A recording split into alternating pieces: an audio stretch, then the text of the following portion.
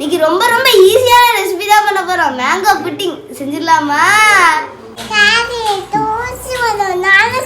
நீ குடிப்பியா? மாம்பழத்தை தோல் சீவி இந்த மாதிரி வெட்டி வச்சுக்கோங்க. ஜூஸா அரைக்கணும்.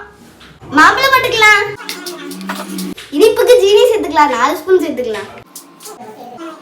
கொஞ்சமா தண்ணி ஊற்றி அரைச்சு எடுத்துக்கலாம். நல்லா அரைச்சு எடுத்துக்கிட்டோம். இது ஒரு பாத்திரத்துல சேர்த்துக்கலாம். இப்போ கார்ன்ஃப்ளவர் மாவு கரைச்சு எடுத்துக்கலாம். பாருங்க நல்லா கரைச்சு எடுத்துக்கிட்ட அடுப்பு பத்திச்சிட வேண்டியதான். நல்லா ஒரு கொதி வரட்டும். பாருங்க கொதி வந்துருச்சு. இப்போ கார்ன்ஃப்ளவர் மாவு சேர்த்துக்கலாம். வேகமா கிண்டுனா கட்டி வரும். அவ்வளவுதான். பாருங்க நல்லா கெட்டியாயிடுச்சு. ஆஃப் பண்ணிடலாம். இப்போ நம்ம ஜீனியை கறிக்கு எடுக்க போறோம். கொஞ்சமா தண்ணி ஊற்றி அடுப்புல வச்சிடலாம்.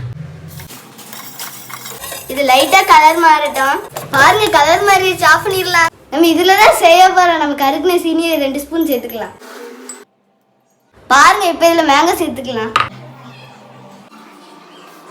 பாருங்க கப்ல வச்சுட்டு இதை ஒரு 2 மணி நேரம் ஃப்ரிட்ஜில் வச்சு எடுத்துடலாம். நம்ம 2 மணி நேரம் தான் ஃப்ரிட்ஜில் வைக்கிறோம்னு சொன்னா 3 மணி நேரம் ஃப்ரிட்ஜில் வச்சு எடுத்துருக்கோம். இப்போ எப்படி இருக்குன்னு பார்க்கலாம். நல்லா இருக்கு. நான் வராதான்னு நினைச்சேன். நான் பார்க்கறதுக்கு ரொம்ப ரொம்ப சூப்பரா இருக்கு.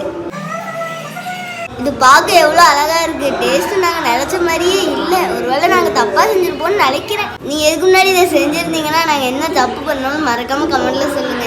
ஓப்பனா சொல்லலாம் இந்த மெத்தட் வேஸ்ட். இதே மாதிரி ஒரு புட்டிங்க நான் டேஸ்ட்டை இன்னொரு நாள் பண்ணி காட்டுறேன் இன்னொரு மெத்தட்ல.